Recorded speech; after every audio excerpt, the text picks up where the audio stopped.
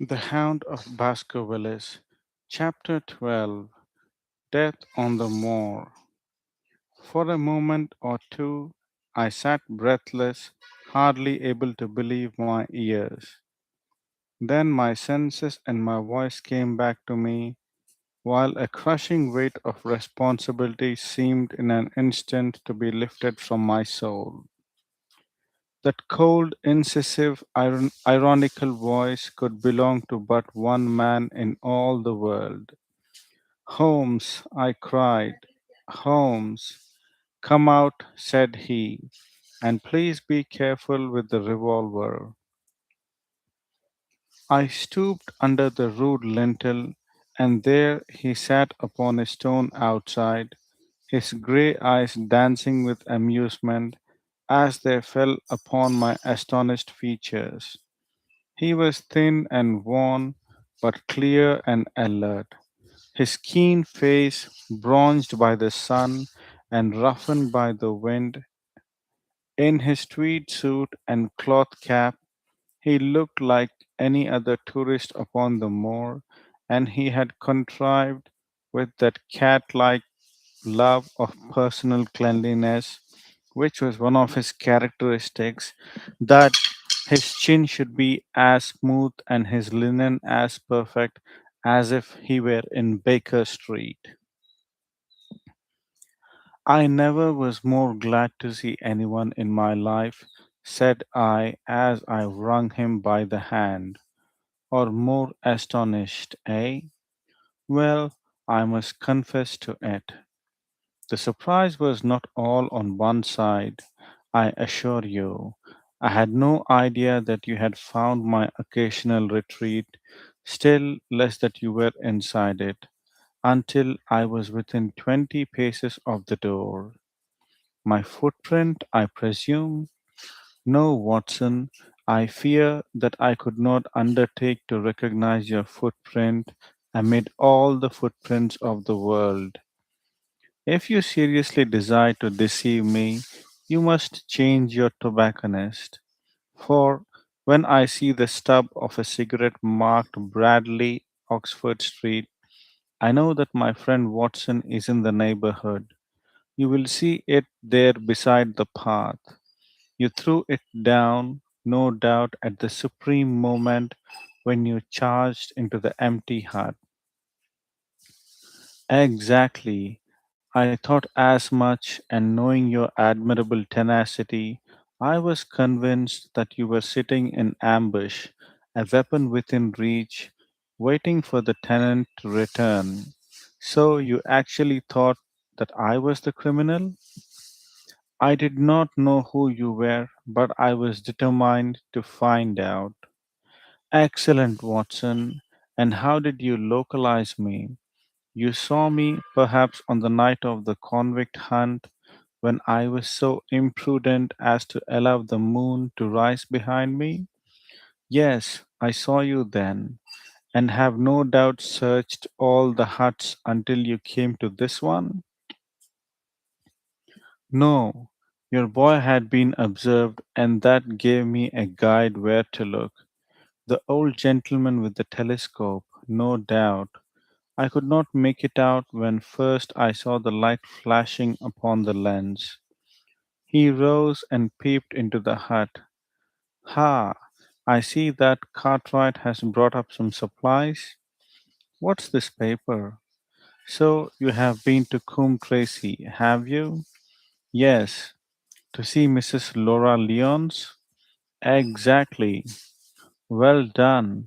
Our researchers have evidently been running on parallel lines, and when we unite our results, I expect we shall have a fairly full knowledge of the case. Well, I'm glad from my heart that you are here, for indeed the responsibility and the mystery were both becoming too much for my nerves. But how in the name of wonder did you come here, and what have you been doing? I thought that you were in Baker Street working out the case of blackmailing. That was what I wished you to think. Then you use me and yet do not trust me. I cried with some bitterness. I think that I have deserved better at your hands, Holmes. My dear fellow, you have been invaluable to me in this as in many other cases, and I beg that you will forgive me if I have seemed to play a trick upon you. In truth, it was partly for your own sake that I did it, and it was my appreciation of the danger which you ran which led me to come down and examine the matter for myself. Had I been with Sir Henry and you, it is confident that my point of view would have been the same as yours, and my presence would have warned our very formidable opponents to be on their guard. As it is, I have been able to get about as I could not possibly have done had I been living in the hall, and I remain an unknown factor in the business, ready to throw in all my weight at a critical moment. But why keep me in the dark? For you to know could not have helped us and might possibly have led to my discovery. You would have wished to tell me something, or in your kindness, you would have brought me out some comfort or other, and so an unnecessary risk would be run. I brought Cartwright down with me. You remember the little chap at the express office? And he has seen after my simple wants, a loaf of bread and a clean collar. What does a man want more? He has given me an extra pair of eyes upon a very active pair of feet, and both have been invaluable. Then my reports have all been wasted. My voice trembled as I recalled the pains and the pride with which I had composed them. Holmes took a bundle of papers from his pocket. Here are your reports, my dear fellow, and very well thumbed, I assure you. I made excellent arrangements, and they are only delayed one day upon their way. I must compliment you exceedingly upon the zeal and the intelligence which you have shown over an extraordinarily difficult case. I was still rather raw over the deception which had been practiced upon me, but the warmth of Holmes's praise drove my anger from my mind. I felt also in my heart that he was right in what he said, and that it was really best for our purpose that I should not have known that he was upon the moor.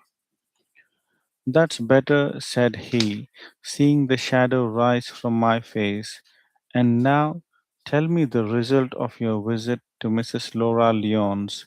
It was not difficult for me to guess that it was to see her that you had gone, for I am already aware that she is the one person in Coombe Tracy who might be of service to us in the matter.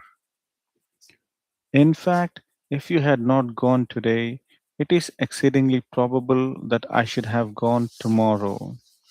The sun had set and dusk was settling over the moor. The air had turned chill, and we withdrew into the hut for warmth. There, sitting together in the twilight, I told Holmes of my conversation with the lady. So interested was he that I had to repeat some of it twice before he was satisfied. This is most important, said he when I had concluded. It fills up a gap which I had been unable to bridge in this most complex affair. You are aware, perhaps, that a close intimacy exists between this lady and the man Stapleton? I did not know of a close intimacy. There can be no doubt about the matter. They meet, they write. There is a complete understanding between them. Now, this puts a very powerful weapon into our hands. If I could only use it to detach his wife. His wife? I'm giving you some information now in return for all that you have given me. The lady who has passed here as Miss Stapleton is in reality his wife. Good heavens, Holmes, are you sure of what you say? How could he have permitted Sir Henry to fall in love with her? Sir Henry's falling in love could do no harm to anyone except Sir Henry. He took particular care that Sir Henry did not make love to her, as you have yourself observed. I repeat that the lady is his wife and not his sister. But why this elaborate deception? Because he foresaw that she would be very much more useful to him in the character of a free woman. All my unspoken instincts, my vague suspicions, suddenly took shape and centered upon the naturalist. In that impassive, colorless man, with his straw hat and his butterfly net, I seemed to see something terrible, a creature of infinite patience and craft, with a smiling face and a murderous heart. It is he then who is our enemy. It is he who dogged us in London. So I read the riddle. And the warning, it must have come from her. Exactly. The shape of some monstrous villainy, half seen, half guessed, loomed through the darkness which had girt me so long. But are you sure of this, Holmes? How do you know that the woman is his wife? Because he so far forgot himself as to tell you a true piece of autobiography upon the occasion when he first met you, and I dare say he has many a time regretted it since. He was once a schoolmaster in the north of England. Now there is no one more easy to trace than a schoolmaster. There are scholastic agencies by which one may identify any man who has been in the profession.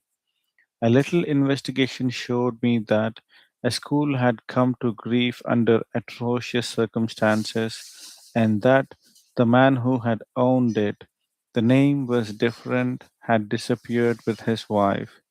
The descriptions agreed. When I learned that the missing man was devoted to entomology, the identification was complete.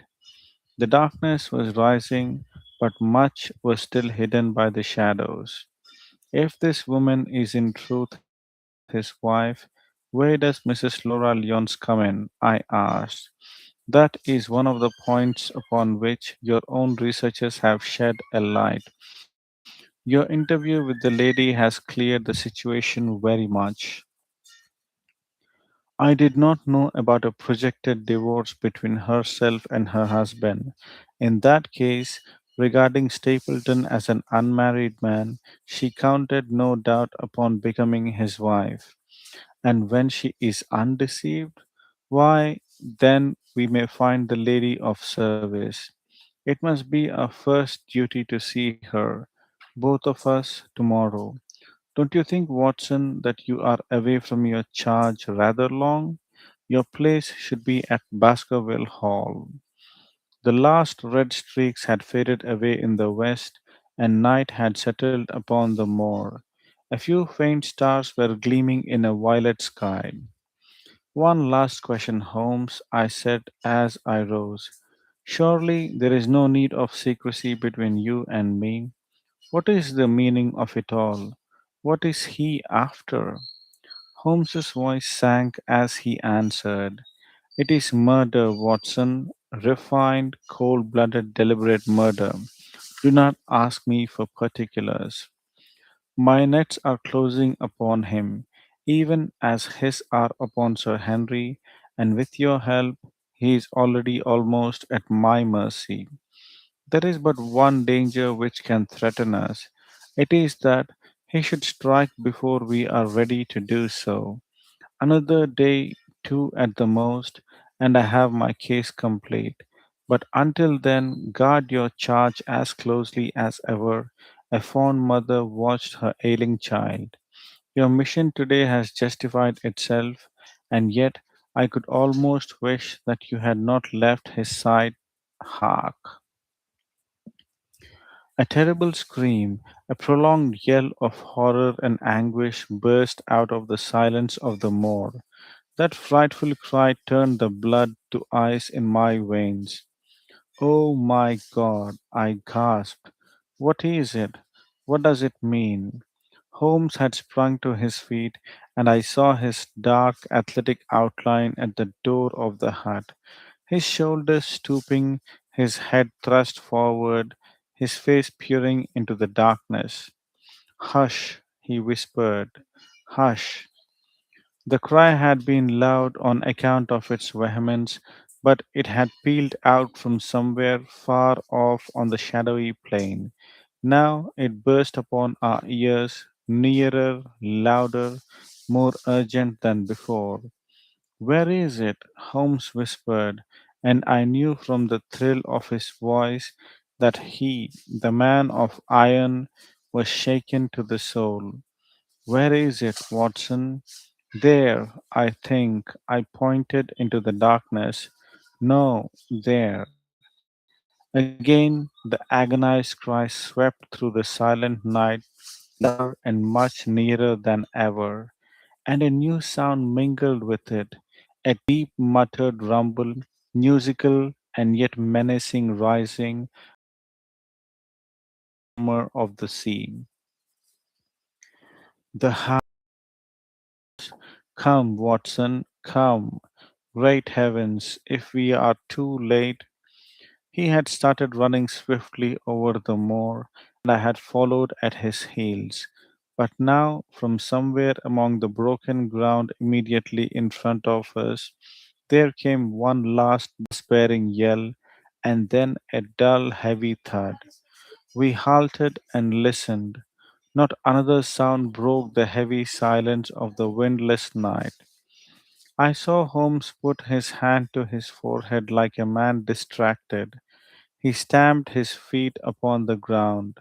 He has beaten us, Watson. We are too late.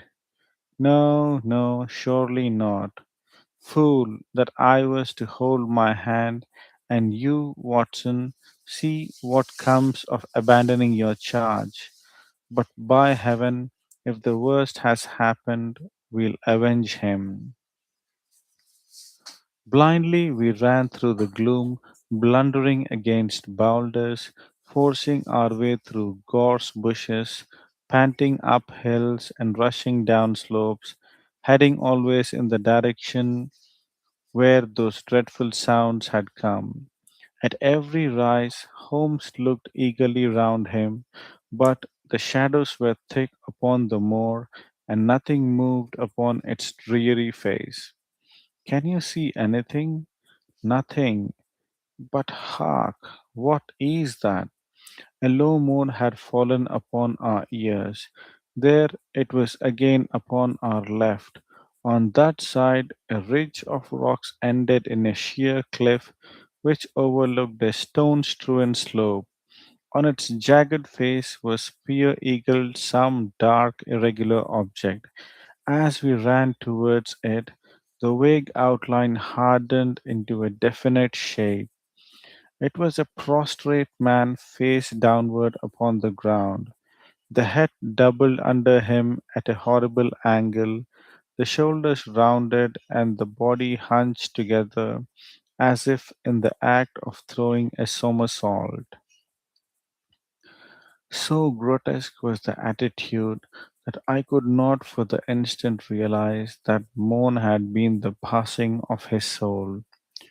Not a whisper, not a rustle, rose now from the dark figure over which we stooped. Holmes laid his hand upon him and held it up again with an exclamation of horror. The gleam of the match which he struck shone upon his clotted fingers and upon the ghastly pool which widened slowly from the crushed skull of the victim. And it shone upon something else which turned out heart sick and faint within us, the body of Sir Henry Baskerville.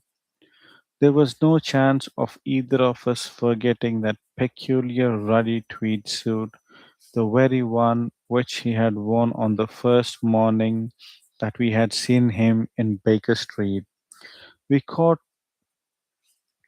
the one clear glimpse of it, and then the match flickered and went out, even as the hope had gone out of our souls. Holmes groaned, and his face slimmered white through the darkness. The brute, the brute, I cried with clenched hands. Oh, Holmes, I shall never forgive myself for having left him to his fate. I am more to blame than you, Watson. In order to have my case well rounded and complete, I have thrown away the life of my client. It is the greatest blow which has befallen me in my career. But how could I know? How could I know that he would risk his life alone upon the moor in the face of all my warnings? That we should have heard his screams, my God, those screams, and yet have been unable to save him. Where is this brute of a hound which drove him to his death?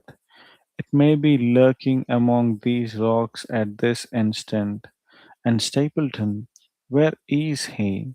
He shall answer for this deed. He shall, I will see to that. Uncle and nephew have been murdered, the one frightened to death by the very sight of a beast which he thought to be supernatural, the other driven to his end in his wild flight to escape from it. But now we have to prove the connection between the man and the beast. Save from what we heard, we cannot even swear to the existence of the latter, since Sir Henry has evidently died from the fall. But by heavens, cunning as he is, the fellow shall be in my power before another day is past. We stood with bitter hearts on either side of the mangled body, overwhelmed by this sudden and irrevocable disaster, which had brought all our long and weary labors to a piteous an end. Then, as the moon rose, we climbed to the top of the rocks over which our poor friend had fallen, and from the summit we gazed out over the shadowy moor, half silver and half gloom. Far away, miles off in the direction of Grimpen, a single steady yellow light was shining. It could only come from the lonely abode of the Stapletons. With a bitter curse, I shook my fist at it as I gazed. Why should we not seize him at once? Our case is not complete. The fellow is wary and cunning to the last degree. It is not what we know, but what we can prove. If we make one false move, the villain may escape us yet. What can we do? There will be plenty for us to do tomorrow. Tonight we can only perform the last offices to our poor friend. Together we made our way down the precipitous slope and approached the body, black and clear against the silvered stones. The agony of those contorted limbs struck me with a spasm of pain and blurred my eyes with tears. We must send for help, Holmes. We cannot carry him all the way to the hall. Good heavens, are you mad? He had uttered a cry and bent over the body. Now he was dancing and laughing and wringing my hand. Could this be my stern, self contained friend? These were hidden fires, indeed. A beard, a beard. The man has a beard. A beard? It is not the baronet, it is. Why? It is my neighbor, the convict. With feverish haste, we had turned the body over, and that dripping beard was pointing up to the cold, clear moon. There could be no doubt about the beetling forehead, the sunken animal eyes. It was indeed the same face which had glared upon me in the light of the candle from over the rock, the face of Selden, the criminal. Then, in an instant, it was all clear to me. I remembered how the baronet had told me that he had handed his old wardrobe to Barrymore. Barrymore had passed it on in order to help Selden in his escape. Boots, shirt, cap, it was all Sir Henry's. The tragedy was still black enough, but this man had at least deserved death by the laws of his country. I told Holmes how the matter stood, my heart bubbling over with thankfulness and joy. Then the clothes have been the poor devil's death, said he. It is clear enough that the hound has been laid on from some article of Sir Henry's, the boot which was abstracted in the hotel, in all probability, and so ran this man down. There is one very singular thing, however. How came Selden in the darkness to know that the hound was on his trail? He heard him. To hear a hound upon the moor would not work a hard man like this convict into such a paroxysm of terror that he would risk recapture by screaming wildly for help. By his cries, he must have run a long way after he knew the animal was on his track. How did he know? A greater mystery to me is why this hound, presuming that all our conjectures are correct. I presume nothing. Well, then why this hound should be loose tonight? I suppose that it does not always run loose upon the moor. Stapleton would not let it go unless he had reason to think that Sir Henry would be there. My difficulty is the more formidable of the two, for I think that we shall very shortly get an explanation of yours, while mine may remain forever a mystery.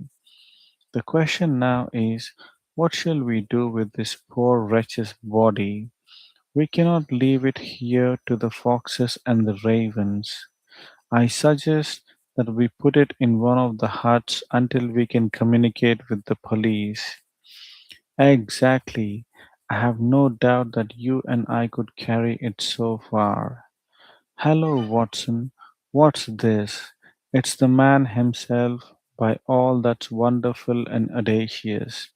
Not a word to show your suspicions, not a word, or my plans crumble to the ground.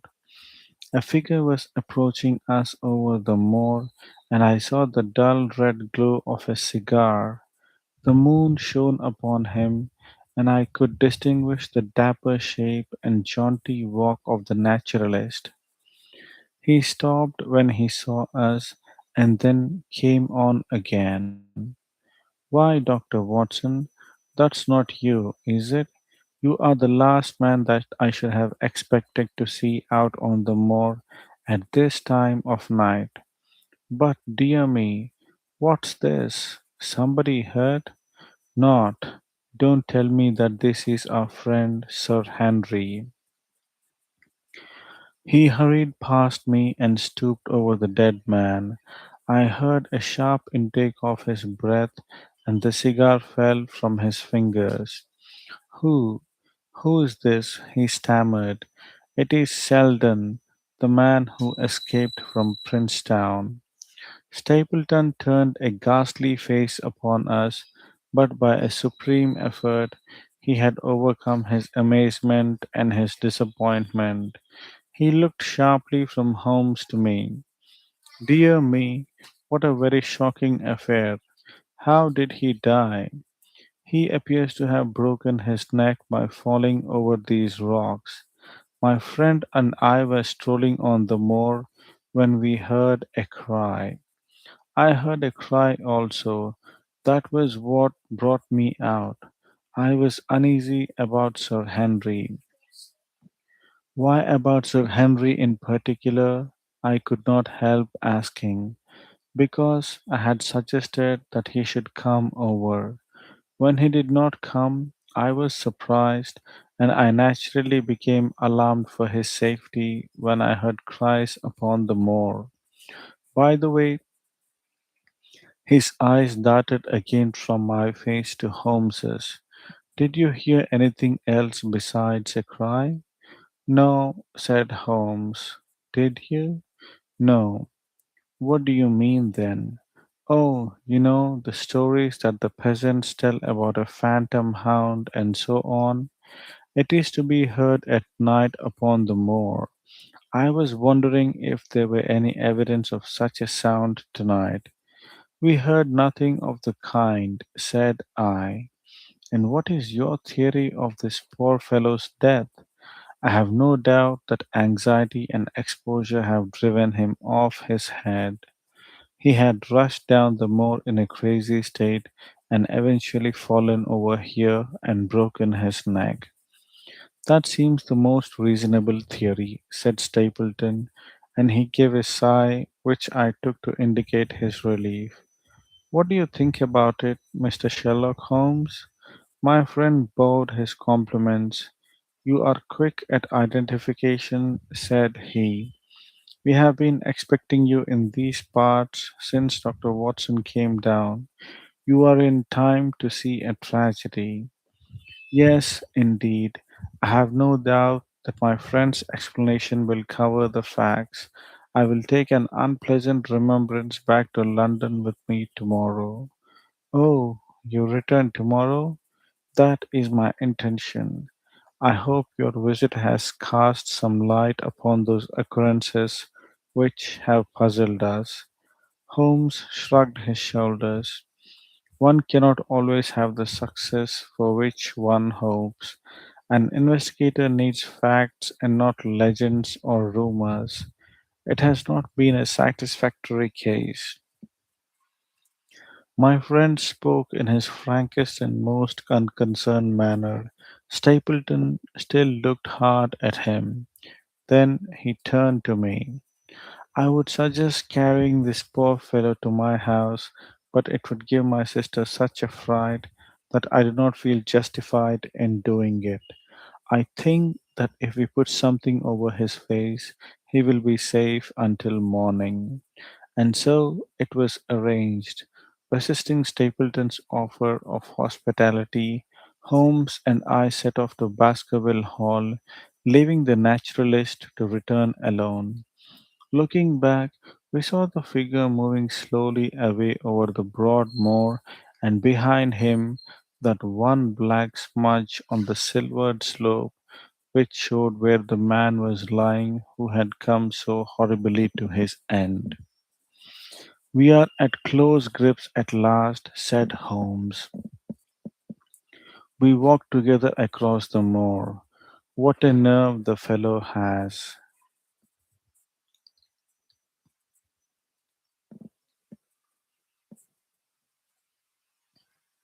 How he pulled himself together in the face of what must have been a paralyzing shock when he found that the wrong man had fallen a victim to his plot. I told you in London, Watson, and I tell you now again, that we have never had a foeman more worthy of our steel.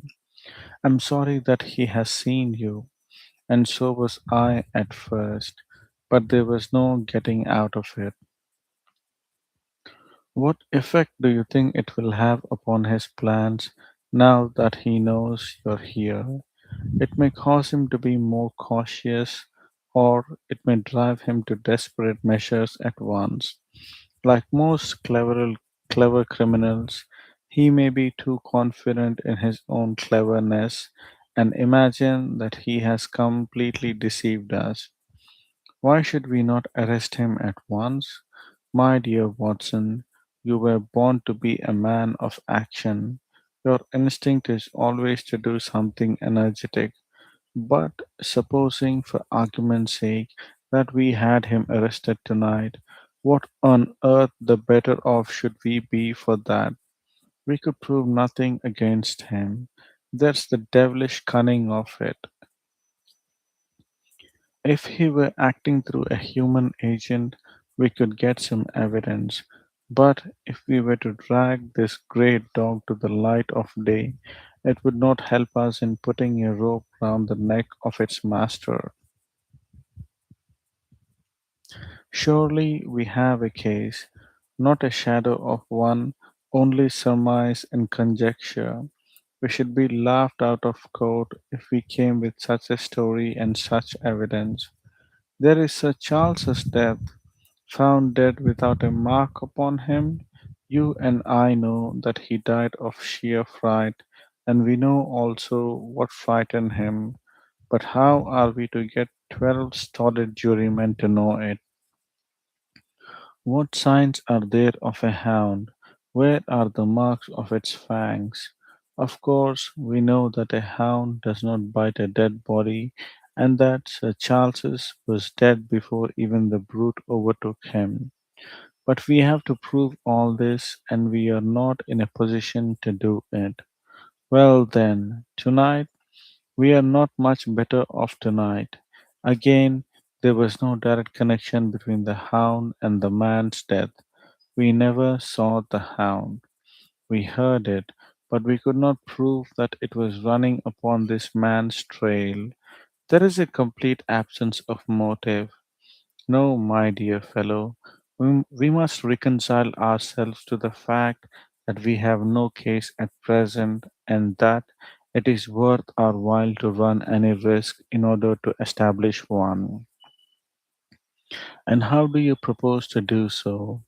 I have great hopes of what Mrs. Laura Lyons may do for us when the position of affairs is made clear to her. And I have my own plan as well. Sufficient for tomorrow is the evil thereof. But I hope before the day is past to have the upper hand at last. I could draw nothing further from him, and he walked lost in thought as far as the Baskerville gates. Are you coming up? Yes, I see no reason for further concealment. But one last word, Watson. Say nothing of the hound to Sir Henry. Let him think that Selden's death was as Stapleton would have us believe. He will have a better nerve for the ordeal which he will have to undergo tomorrow when he is engaged. If I remember your report right, to dine with these people, and so am I. Then you must excuse yourself, and he must go alone. That will be easily arranged.